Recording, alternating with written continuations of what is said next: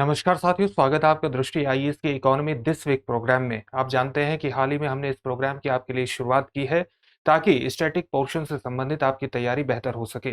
अर्थव्यवस्था से संबंधित जितने भी पक्ष हैं, जितने भी स्टैटिक पोर्शन से संबंधित पक्ष हैं, उन पर अगर आपकी तैयारी मजबूत होती है तो आप अपने एग्जामिनेशन में बेहतर परफॉर्मेंस करने की स्थिति में आ जाते हैं। इसी को ध्यान में रखते हुए हमने इन प्रोग्राम की शुरुआत की है, चाहे वो एनवायरमेंट दिस वीक हो, इकोनॉमी दिस वीक हो या पॉलिटी दिस वीक हो। आज हम इस इकोनॉमी दिस वीक के प्रोग्राम में कुछ महत्वपूर्ण खबरों पर चर्चा करने जा रहे हैं और उसमें हमारी आज की पहली खबर होने वाली है नवरत्न, महारत्न और संरचनात्मक सुधार। आप जानते हैं कि हाल ही में सरकार ने कुछ कंपनियों को एक नवरत्न का दर्जा दिया है। कौन कौन सी कंपनियां हैं? सरकार ने केंद्रीय सार्वजनिक क्षेत्र उद्यम की 4 कंपनियों को नवरत्न का दर्जा प्रदान किया है। इसमें कौन कौन सी कंपनियां आती हैं? RailTel corporation of India, solar energy corporation of India, साथ ही सतलुज जल विद्युत निगम और नेशनल हाइड्रो पावर कॉरपोरेशन। इन 4 कंपनियों को सरकार ने नवरत्न का दर्जा दिया है और नवरत्न का दर्जा भारत में संरचनात्मक सुधारों की एक महत्वपूर्ण पहल को प्रदर्शित करता है। भारत में महत्वपूर्ण सार्वजनिक क्षेत्र के संरचनात्मक सुधार यानी स्ट्रक्चरल रिफॉर्म की शुरुआत 1991 में हुई थी। इसलिए आज हम इस प्रोग्राम में इस बात पर चर्चा करेंगे कि किसी कंपनी को नवरत्न का दर्जा दिए जाना संरचनात्मक सुधारों का किस प्रकार से भाग बन जाता है। 1991 में जो भारत में आर्थिक उदारीकरण की नीति अपनाई गई, उसमें संरचनात्मक सुधार एक महत्वपूर्ण दीर्घकालिक सुधार के रूप में हमारे सामने आए। अगर हम संरचनात्मक सुधारों के पूरे सिनेरियो को समझने में सक्षम हो जाते हैं तो आईएएस एग्जामिनेशन में पूछे जाने वाले विभिन्न प्रश्नों को ठीक तरीके से हल करने की हमारी क्षमता बढ़ जाती है और साथ ही मुख्य परीक्षा के बेहतर उत्तर लिखने की स्थिति में हम आ जाते हैं। सरकार के इस निर्णय के बाद सतलुज जल विद्युत निगम, नेशनल हाइड्रो पावर कॉरपोरेशन और रेलटेक कॉरपोरेशन ऑफ इंडिया की शेयरों में 5.2% की बढ़त हुई है और इसका कारण यही है कि सरकार ने इन कंपनियों को नवरत्न का दर्जा देने का निर्णय लिया है और इसके साथ ही भारत में नवरत्न सार्वजनिक क्षेत्र की कंपनियों की कुल संख्या बढ़कर के 25 हो गई है। तो ये पूरी खबर है। अब हम देखते हैं कि किस प्रकार से किन्हीं कंपनियों को, सार्वजनिक क्षेत्र की कंपनियों को नवरत्न का दर्जा प्रदान करना किस प्रकार से आर्थिक सुधारों के अंतर्गत संरचनात्मक सुधारों की एक महत्वपूर्ण श्रेणी को शामिल करता है। आप जानते हैं कि भारत में आर्थिक गतिविधियों के अंतर्गत या आर्थिक नीतियों के अंतर्गत 1991 का वर्ष विशेष रूप से महत्वपूर्ण है क्योंकि इस वर्ष भारत ने आर्थिक उदारीकरण की नीति को अपनाया। दरअसल ये एक क्राइसिस ड्रिवन सुधार थे। क्राइसिस ड्रिवन सुधार किस प्रकार से थे? संकट प्रेरित सुधार इनको कहा जाता है क्योंकि भारत में 1990 में बैलेंस ऑफ पेमेंट का एक बहुत बड़ा संकट उभर रहा था। उसी तरह से मुद्रा का अवमूल्यन भी बहुत तेजी से हुआ और मुद्रास्फीति का भी संकट था। तो सरकार आर्थिक उदारीकरण की नीति अपनाने के लिए मजबूर हुई और 1991 से पहले जो भारत में आर्थिक समृद्धि या आप कह सकते हैं कि विकास की जो नीति अपनाई गई, वो वस्तुतः एक नियोजित विकास की नीति थी या योजना आधारित विकास इसको आप कह सकते हैं। प्लानिंग कमीशन के माध्यम से अलग अलग योजनाएं, पंचवर्षीय योजनाएं बनाई गई और उन पंचवर्षीय योजनाओं के माध्यम से विकास के लक्ष्य तय किए गए, विकास के क्षेत्र तय किए गए। लेकिन 1991 के बाद भारत ने अपनी नीति में व्यापक तौर से परिवर्तन किए। भारत ने आर्थिक उदारीकरण की नीति अपनाई और इसके 3 महत्वपूर्ण पक्ष थे। 3 महत्वपूर्ण पक्ष कौन कौन से थे? प्राइवेटाइजेशन, मार्केटाइजेशन और ग्लोबलाइजेशन, यानी निजीकरण, बाजारीकरण और ग्लोबलाइजेशन।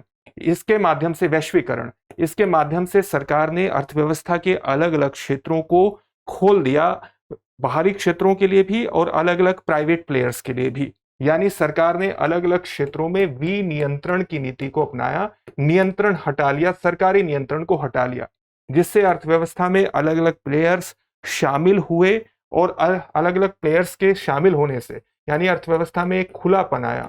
खुलापन आने से अर्थव्यवस्था में प्रतिस्पर्धा बढ़ी, कंपटीशन बढ़ा और प्रतिस्पर्धा के बढ़ने से भारतीय अर्थव्यवस्था में उत्पादन और समृद्धि की बेहतर दशाओं का निर्माण हुआ और इस उत्पादन की बेहतर दशाओं के निर्माण से रोजगार की भी बेहतर दशाएं निर्मित हुई। इस प्रकार से आर्थिक उदारीकरण की नीति ने न केवल भारतीय अर्थव्यवस्था की उत्पादकता को बढ़ाया बल्कि उसकी रोजगार उत्पन्न करने की क्षमताओं को भी बढ़ा दिया। ये आर्थिक उदारीकरण से संबंधित जो परिवर्तन भारतीय अर्थव्यवस्था में लाए गए, इसमें दीर्घकालिक रूप से दो महत्वपूर्ण स्ट्रक्चर्स के अंतर्गत परिवर्तन लाए गए। इन महत्वपूर्ण स्ट्रक्चर्स को आप किस नाम से जानते हैं? एक दीर्घकालिक स्तर पर जो परिवर्तन लाए गए उनको हम जानते हैं आर्थिक समष्टिगत आर्थिक स्थिरीकरण, यानी मैक्रो इकोनॉमिक स्टेबलाइजेशन, एमईएस के नाम से जाना जाता है। और दूसरा है संरचनात्मक सुधार यानी स्ट्रक्चरल रिफॉर्म्स। तो एमईएस यानी मैक्रो इकोनॉमिक स्टेबलाइजेशन, समष्टिगत आर्थिक स्थिरीकरण के अंतर्गत भारत ने न केवल राजकोषीय क्षेत्र में राजकोषीय क्षेत्र में नीतिगत सुधार किए, बल्कि मौद्रिक नीति सुधार भी किए। इसी तरह से बाह्य क्षेत्र सुधार किए, यानी मुद्रा के अवमूल्यन से संबंधित बाह्य क्षेत्र सुधार, मुद्रा के अवमूल्यन से संबंधित भी कई प्रकार के सुधार किए गए। अगर हम स्ट्रक्चरल रिफॉर्म्स की बात करें तो स्ट्रक्चरल रिफॉर्म्स के अंतर्गत भारत ने अपनी औद्योगिक नीति में सुधार किया, औद्योगिक नीति सुधार। इसी प्रकार से भारत ने अपनी वित्तीय नीति में सुधार किया, भारत ने अपनी वित्तीय नीति बदली, और साथ ही सार्वजनिक क्षेत्र नीति सुधार भी किया, सार्वजनिक क्षेत्र नीति सुधार किया। और इसके अलावा व्यापार एवं पूंजी प्रवाह सुधार इसको कहते हैं। जब हम स्ट्रक्चरल रिफॉर्म्स के अंतर्गत सार्वजनिक क्षेत्र सुधार की बात करते हैं तो इस सार्वजनिक क्षेत्र की सुधार की नीति के अंतर्गत भारत ने अपनी कई सार्वजनिक क्षेत्र की कंपनियां जो बेहतर उत्पादक क्षमताओं का प्रदर्शन नहीं कर रही थी, उसमें विनिवेश की नीति को अपनाया, यानी डिसइन्वेस्टमेंट की नीति को अपनाया। आप देख सकते हैं कि 1991 के बाद, इन सुधारों के बाद बहुत बड़े स्तर पर कई कंपनियों में विनिवेश की प्रक्रिया यानी डिसइन्वेस्टमेंट की प्रक्रिया अपनाई गई। वो दरअसल भारत में संरचनात्मक सुधारों के सार्वजनिक क्षेत्र सुधार का एक महत्वपूर्ण पक्ष था। इसी तरह से कुछ कंपनियों को जिनकी उत्पादकता बढ़ानी थी, जिसमें वर्ल्ड प्रैक्टिसेस को, विश्व की जो बेहतर प्रैक्टिसेस हैं उनको लाना था, पूंजी उनकी लानी थी, साथ ही उसमें कुछ टेक्नोलॉजिकल सुधार भी लेकर के आने थे, पूंजी प्रवाह उनका बढ़ाना था। न केवल बाहर से तकनीक आनी थी, बल्कि बाहर की बेहतर जो प्रैक्टिसेस हो सकती थी, आर्थिक गतिविधियां हो सकती थी, आर्थिक प्रणालियां हो सकती थी, उनको भी इसके अंतर्गत लाया गया। और अलग अलग सार्वजनिक क्षेत्र की कंपनियों को उत्पादकता उनकी बढ़ाने का प्रयास किया गया। इसी के अंतर्गत कई कंपनियों को नवरत्न और महारत्न का दर्जा प्रदान किया गया। इसी प्रक्रिया के अंतर्गत आप देख सकते हैं कि कई कंपनियों को नवरत्न का दर्जा प्रदान किया जाता है, कुछ कंपनियों को महारत्न का दर्जा प्रदान किया जाता है। और ये भारत में स्ट्रक्चरल रिफॉर्म्स यानी सार्वजनिक क्षेत्र सुधार के अंतर्गत संरचनात्मक सुधार क्षेत्र के अंतर्गत सार्वजनिक क्षेत्र सुधार का एक महत्वपूर्ण अंग है। इसलिए जब भी आपसे किसी भी एग्जामिनेशन में, यूपीएससी की मुख्य परीक्षा में भारतीय अर्थव्यवस्था में संरचनात्मक सुधारों पर कोई प्रश्न आता है, तो संरचनात्मक सुधारों के अंतर्गत न केवल आपको औद्योगिक नीति सुधार बताने होते हैं, वित्तीय नीति सुधार बताने होते हैं, व्यापार एवं पूंजीगत प्रवाह सुधार बताने होते हैं, बल्कि सार्वजनिक क्षेत्र सुधार और उसके अंतर्गत विनिवेश की प्रक्रिया, नवरत्न और महारत्न का दर्जा दिया जाना भी बताना होता है। तभी आपके किसी प्रश्न का उत्तर एक संपूर्णता प्राप्त करता है और आप बेहतर स्थिति में आते हैं कि आपको बेहतर मार्क्स प्राप्त हों। इसलिए अभी हमने अपने कई प्रोग्राम में ये नवरत्न और महारत्न का टॉपिक समेट लिया है, लेकिन ये एक डिफरेंट पक्ष है कि किस प्रकार से ये संरचनात्मक सुधारों का एक महत्वपूर्ण हिस्सा बनता है। और इसलिए उसी परिप्रेक्ष्य में आपको एग्जामिनेशन के दृष्टिकोण से इस पक्ष को देखना है। चलिए अपनी अगली खबर की तरफ बढ़ते हैं और अगली खबर है हमारी बायो E3 नीति। हाल ही में भारत सरकार के विज्ञान एवं प्रौद्योगिकी मंत्रालय के बायोटेक्नोलॉजी विभाग द्वारा एक नई नीति को मंजूरी प्रदान की गई है, जिसका नाम है बायो E3 नीति। वस्तुतः ये है क्या?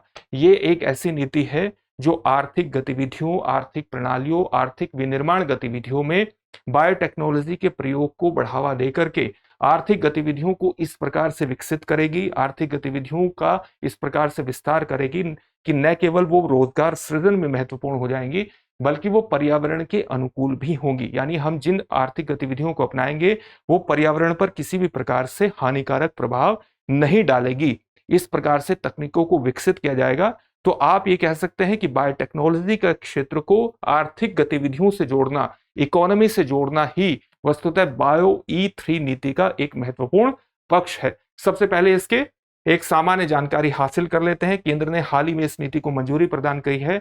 अर्थव्यवस्था, पर्यावरण और रोजगार के लिए जैव प्रौद्योगिकी या आर्थिक गतिविधियों में इस प्रकार से परिवर्तन करती है कि न केवल वो और ज्यादा टिकाऊ बनती हैं और ज्यादा सस्टेनेबल बनती हैं, उनका पर्यावरण पर किसी प्रकार का नकारात्मक प्रभाव नहीं पड़ता है, बल्कि रोजगार सृजन में भी महत्वपूर्ण भूमिका निभाती हैं। उद्देश्य क्या है इस नीति का? औद्योगिक और विनिर्माण प्रक्रियाओं यानी इंडस्ट्रियल और मैन्युफैक्चरिंग प्रोसेसेस को अधिक टिकाऊ बनाना, अधिक सस्टेनेबल बनाना, अधिक पर्यावरण अनुकूल बनाना, ताकि उनका पर्यावरण पर प्रभाव सीमित हो सके, किसी प्रकार का नकारात्मक प्रभाव न पड़ सके और उनसे कम वेस्ट पैदा हो, कम अपशिष्ट पैदा हो। इसका दृष्टिकोण क्या है? इसका दृष्टिकोण यह है कि हमारे पर्यावरण में सामान्य रूप से विद्यमान बायोलॉजिकल प्रोसेसेस का नकल बायोटेक्नोलॉजी के माध्यम से करना और इस नकल को करने के बाद इस प्रकार के उत्पादों का निर्माण करना, इस प्रकार की तकनीकों का निर्माण करना, ताकि वे न केवल मनुष्य के लिए लाभदायक हो सके, बल्कि पशुओं और व्यापक पर्यावरण के लिए भी लाभदायक हो सके। यानी प्राकृतिक जैविक प्रणालियों, जो नेचुरल बायोलॉजिकल सिस्टम्स हैं, उसकी नकल करने वाली नई विनिर्माण विधियों को विकसित करने पर ही ये पूरी नीति केंद्रित रहेगी और नई विनिर्माण गतिविधियों को विकसित किया जाएगा बायोटेक्नोलॉजी के विकास से, ताकि उनका इस्तेमाल मनुष्य के लाभ के लिए किया जा सके, पशुओं के लाभ के लिए किया जा सके और साथ ही व्यापक पर्यावरणीय लाभ के लिए भी इनका प्रयोग हो सके। तो इसके अंतर्गत कई बायोटेक्नोलॉजी का इस्तेमाल किया जाएगा, कई जैसे जेनोमिक्स का इस्तेमाल होगा, जेनेटिक इंजीनियरिंग का इस्तेमाल होगा, जीन थेरेपी का इस्तेमाल होगा, बायो इन्फॉर्मेटिक्स का इस्तेमाल इसके अंतर्गत होगा। इसका लक्ष्य यही है कि इस पहल को जीव विज्ञान के औद्योगिकरण की दिशा में पहला कदम माना गया है और ये भविष्य में आर्थिक प्रभाव की, व्यापक आर्थिक प्रभाव की संभावना रखता है। ये इस नीति का एक महत्वपूर्ण लक्ष्य हुआ। इसके अंतर्गत हमें जैव प्रौद्योगिकी को भी जान लेना चाहिए। जैव प्रौद्योगिकी वस्तुतः होता क्या है? जैव प्रौद्योगिकी दो चीजों का मिश्रण है। किस किस का मिश्रण है? जीव विज्ञान और प्रौद्योगिकी का मिश्रण है। जीव विज्ञान और प्रौद्योगिकी के मिश्रण की इसके माध्यम से जब हमने विकास की नई दिशा तय करने की कोशिश की, तो वो कौन सा वर्ष था? 1970 के दशक से ही बायोटेक्नोलॉजी के क्षेत्र में मुख्य रूप से विकास हुआ है और विज्ञान की एक विशिष्ट शाखा है जहां पर जीवित जीवों यानी लिविंग ऑर्गेनिजम्स, कोशिकाओं यानी सेल्स, जैविक प्रणालियों यानी बायोलॉजिकल सिस्टम्स का उपयोग करके विभिन्न उत्पादों को विकसित किया जाता है जो मनुष्य के लिए लाभदायक होते हैं, पर्यावरण के लिए लाभदायक होते हैं। इन उत्पादों का इस्तेमाल कई क्षेत्रों में किया जा सकता है, जैसे खेती में इनका इस्तेमाल किया जा सकता है। जैसे हम जेनेटिक टेक्नोलॉजी के माध्यम से, जेनेटिक इंजीनियरिंग के माध्यम से इस प्रकार के फसलों को उत्पादित कर सकते हैं जो सूखा प्रतिरोधी हो, रोग प्रतिरोधी हो और ज्यादा पोषक तत्वों से युक्त हो। तो इस प्रकार से इनका खेती में प्रयोग किया जा सकता है। इसी तरह से इस तरह की दवाओं का निर्माण किया जा सकता है जो मनुष्य के स्वास्थ्य पर कम हानिकारक प्रभाव डालती हैं। जैसे इंसुलिन का निर्माण इस प्रकार से बैक्टीरिया के माध्यम से किया जा सकता है जिससे उनका मानव स्वास्थ्य पर नकारात्मक प्रभाव बिल्कुल सीमित हो जाता है। इसी तरह से बैक्टीरिया के माध्यम से इस तरह की स्थितियों को उत्पन्न किया जा सकता है। बैक्टीरिया के जीनोम सीक्वेंसिंग और जेनेटिक इंजीनियरिंग के माध्यम से इस तरह के बैक्टीरिया तैयार किए जा सकते हैं जो वायुमंडल में उपस्थित कार्बन डाइऑक्साइड को कैप्चर करने में सक्षम होते हैं। अगर वो कार्बन डाइऑक्साइड को कैप्चर करने और साथ ही उसको बायोफ्यूल में, जैव ईंधन में तब्दील करने में सक्षम होते हैं, तो हम पर्यावरणीय जो पर्यावरण परिवर्तन या आप जलवायु परिवर्तन की समस्या से जूझ रहे हैं ग्रीन हाउस गैसेस की उपस्थिति के कारण, तो उससे भी हमारे निपटने की क्षमता बढ़ जाती है। तो इस प्रकार से टेक्नोलॉजी पर्यावरण संरक्षण में भी महत्वपूर्ण रूप से भूमिका निभा सकती है। जैव ईंधन की बात हमने अभी की थी और इसी प्रकार से खाद्य उत्पादों को भी तैयार किया जा सकता है। इस प्रकार से खाद्य उत्पादों को बढ़ाया जा सकता है कि वर्ल्ड में जो फूड इनसिक्योरिटी है, खाद्य असुरक्षा है, उसको भी सीमित करने में सफलता प्राप्त मिल सकती है। जैव प्रौद्योगिकी में उत्पादों को बनाने के लिए जैविक जीवों यानी बायोलॉजिकल ऑर्गेनिजम्स और प्रक्रियाओं में हेरफेर करना शामिल होता है। यानी जैविक जीवों यानी लिविंग ऑर्गेनिजम्स और प्रोसेसेस में को मैनिपुलेट किया जाता है। मैनिपुलेट किस टेक्नोलॉजी के माध्यम से किया जाता है?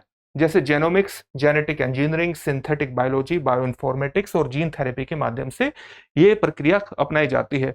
फॉर एग्जाम्पल हम एक जीनोम का उदाहरण ले लेते हैं कि जेनोमिक्स वस्तुतः होता क्या है। जेनोमिक्स क्या है? एक ऐसी साइंस है जो जीनोम का अध्ययन करती है। जीनोम क्या है? व्यक्ति के किसी भी लिविंग ऑर्गेनिज्म के डीएनए का पूरा सेट, को हम जीनोम के रूप में परिभाषित करते हैं, जिसमें किसी जीव के बनने और बने रहने की पूरी प्रक्रिया का एक इंफॉर्मेशन सेट होता है। और इसमें कई चीजों को इसका ही हिस्सा होता है जीन। जीन क्या होता है? वस्तुतः आपके लक्षणों को, आपके ट्रेड्स का इंफॉर्मेशन कोड होता है, जीन इसको हम कहते हैं। अगर हम जीन की संरचना को पहचान जाएं, उसकी जीनोम सीक्वेंसिंग के माध्यम से ये जान जाएं कि किस जीन के कारण किसी व्यक्ति में आनुवंशिक रोगों का विकास होता है, या किसी व्यक्ति में किसी रोग का विकास किस जीन की उपस्थिति के कारण हुआ है, तो हम जेनेटिक इंजीनियरिंग के माध्यम से इस जीन की स्थिति में परिवर्तन कर सकते हैं, इस जीन को प्रतिस्थापित कर सकते हैं, इस जीन में संशोधन कर सकते हैं, जीन थेरेपी के माध्यम से, जेनेटिक इंजीनियरिंग के माध्यम से।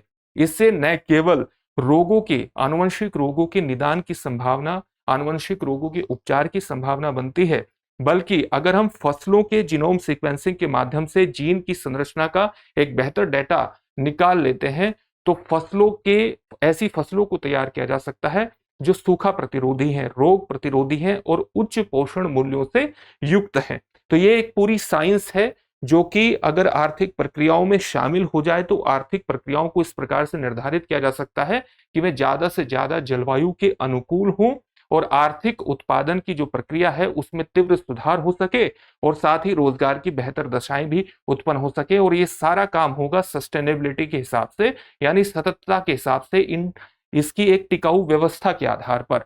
तो ये हमने बात की जैव प्रौद्योगिकी की। इसके किस तरह के लाभ भविष्य में हो सकते हैं, जैसे पशु मुक्त दूध के रूप में, एनिमल फ्री दूध के रूप में इसका इस्तेमाल हो सकता है।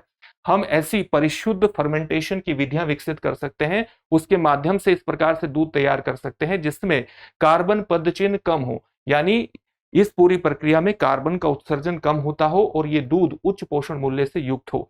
इसी प्रकार से इस प्रकार के जैव प्लास्टिक तैयार किए जा सकते हैं जो पारंपरिक प्लास्टिक के वैल्यू को कम कर सकते हैं, उनकी उपयोगिता को घटा सकते हैं, उनके यूज को कम कर सकते हैं। जैसे पॉलीलैक्टिक एसिड जो कि बायोडिग्रेडेबल होते हैं, ये पारंपरिक प्लास्टिक की जगह ले सकते हैं और इनका निर्माण मक्के के स्टार्च या गन्ने के स्टार्च के माध्यम से किया जा सकता है। इसी प्रकार से सूक्ष्म जीवों के जीनोम सीक्वेंसिंग के माध्यम से, इस प्रकार से जीन थेरेपी और जीन इंजीनियरिंग के माध्यम से इस तरह के सूक्ष्म जीवों को उत्पादन किया जा सकता है, उगाया जा सकता है, जो कार्बन डाइऑक्साइड को कैप्चर कर सकते हैं, उसको बायोफ्यूल में तब्दील कर सकते हैं।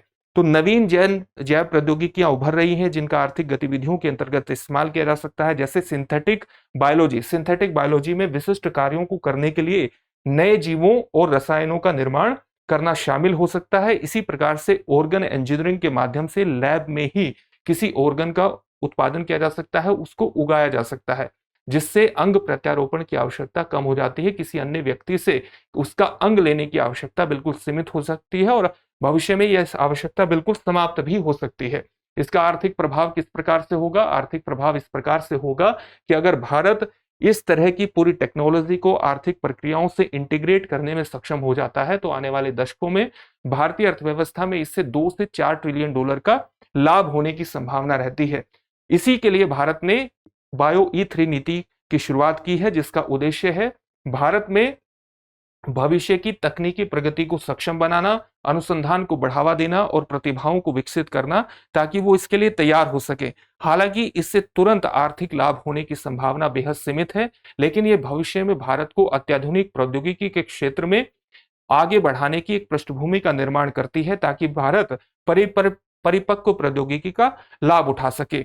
ये सरकार की अन्य सरकारी पहलों के समान है। जिस प्रकार से भारत ने क्वांटम मिशन की शुरुआत की है, ग्रीन हाइड्रोजन मिशन की शुरुआत की है, आर्टिफिशियल इंटेलिजेंस मिशन की शुरुआत की है, उसी तरह की पहल ये भी है जो भारत ने शुरुआत की है। और वैश्विक चुनौतियों से निपटने के अंतर्गत भारत किस प्रकार से अत्याधुनिक प्रौद्योगिकियों का इस्तेमाल करेगा, उसी पर ध्यान केंद्रित करने का प्रयास करती है।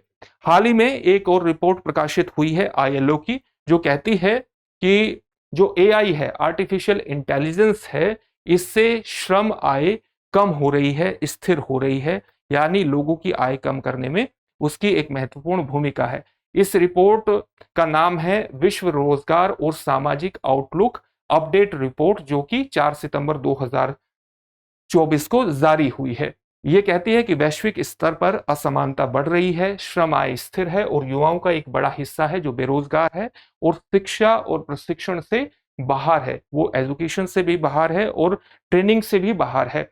एआई का प्रभाव ये बताया जा रहा है कि एआई को श्रम आय में गिरावट में योगदान देने वाले एक प्रमुख कारक के रूप में पहचाना गया है। तकनीकी नवाचार यानी टेक्नोलॉजिकल इनोवेशन के अंतर्गत भी इसने कुछ बातें कही है। टेक्नोलॉजिकल इनोवेशन के अंतर्गत क्या बातें कही गई है कि आईएलओ ने, इसमें एक महत्वपूर्ण तथ्य है ये, आईएलओ ने यानी इंटरनेशनल लेबर ऑर्गेनाइजेशन ने पिछले 20 वर्षों में 36 देशों में तकनीकी प्रगति के प्रभाव का विश्लेषण किया है और नवाचारों से श्रम उत्पादकता और उत्पादन को, नवाचारों ने श्रम उत्पादकता और उत्पादन को किस प्रकार से बढ़ावा दिया है, इससे श्रम आय में महत्वपूर्ण रूप से कमी आई है। लोगों की श्रम आय में जो हिस्सेदारी है वो घटी है, ये आईएलओ ने कहा है। बहुत बड़े स्तर पर जो नवाचार हुए हैं, जो इनोवेशन हुए हैं, और इन इनोवेशन में आर्टिफिशियल इंटेलिजेंस की महत्वपूर्ण भूमिका है। आईएलओ के बारे में भी कुछ सामान्य तथ्यों को जान लेते हैं। आईएलओ की स्थापना राष्ट्र संघ की स्थापना के साथ ही हुई थी। राष्ट्र संघ की स्थापना कब हुई थी? प्रथम विश्व युद्ध के बाद राष्ट्र संघ की स्थापना हुई 1919 में। ये एक प्रकार का त्रिपक्षीय संयुक्त राष्ट्र एजेंसी है। त्रिपक्षीय संयुक्त राष्ट्र एजेंसी है जो श्रमिक मानकों को निर्धारित करने, नीतियों को विकसित करने और सभी महिलाओं और पुरुषों के लिए सभ्य कार्यों को बढ़ावा देने के लिए कार्यक्रम तैयार करने के लिए 187 देश, सदस्य देशों की सरकारों, नियोक्ताओं और श्रमिकों को एक साथ लाता है। यानी आईएलओ में टोटल सदस्य कितने हैं? 187 हैं। इसको त्रिपक्षीय एजेंसी इसलिए कहा जाता है क्योंकि इसमें सदस्य देशों की सरकारों के साथ साथ एम्प्लॉयर यानी नियोक्ता और श्रमिक एक साथ शामिल होते हैं, यानी 3 पक्ष इसमें एक साथ शामिल होते हैं।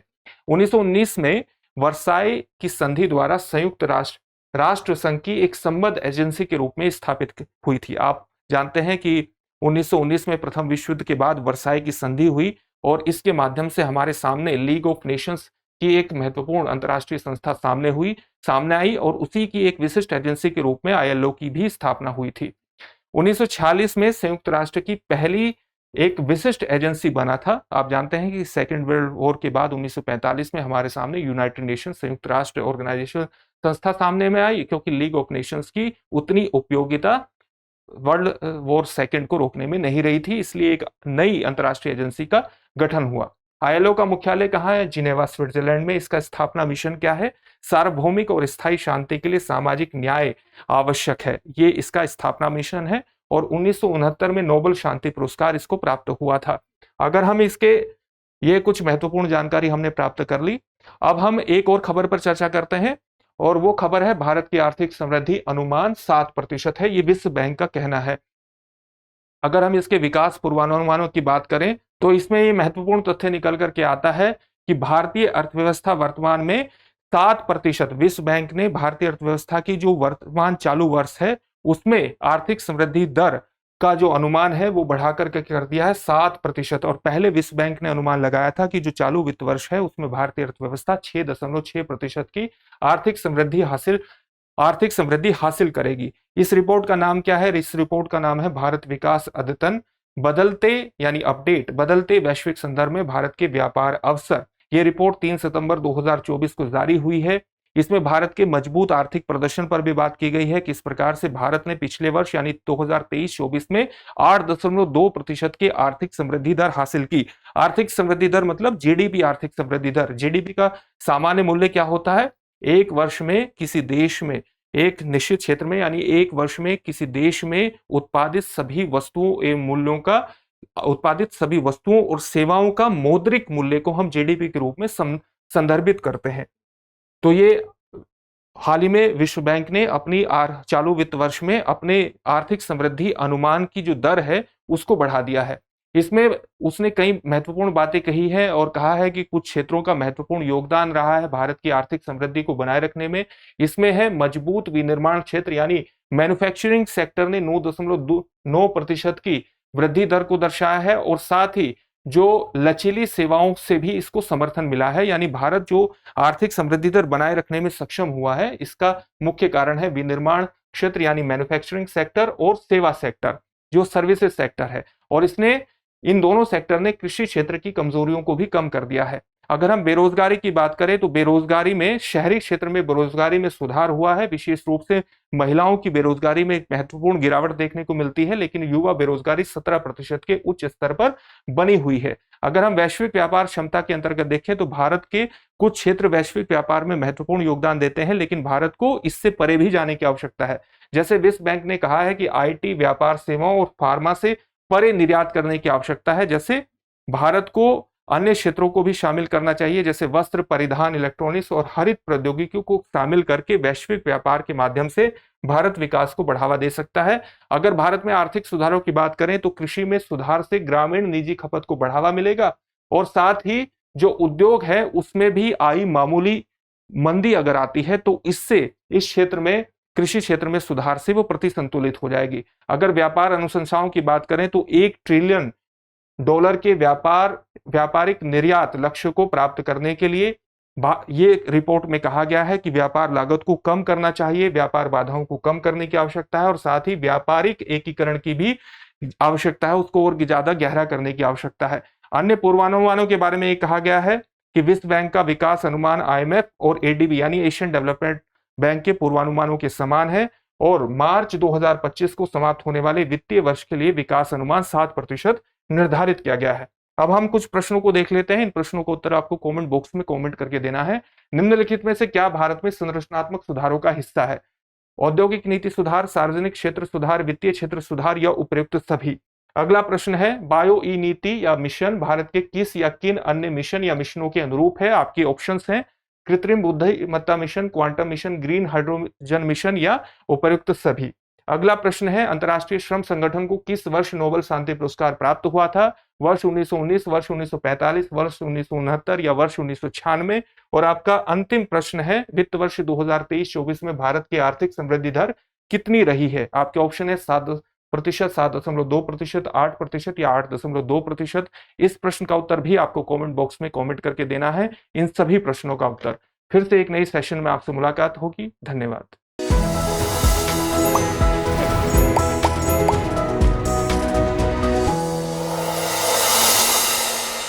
डियर व्यूअर्स, अपने एग्जाम की तैयारी को और बेहतर करने के लिए हमारे चैनल को लाइक, शेयर और सब्सक्राइब करना न भूलें।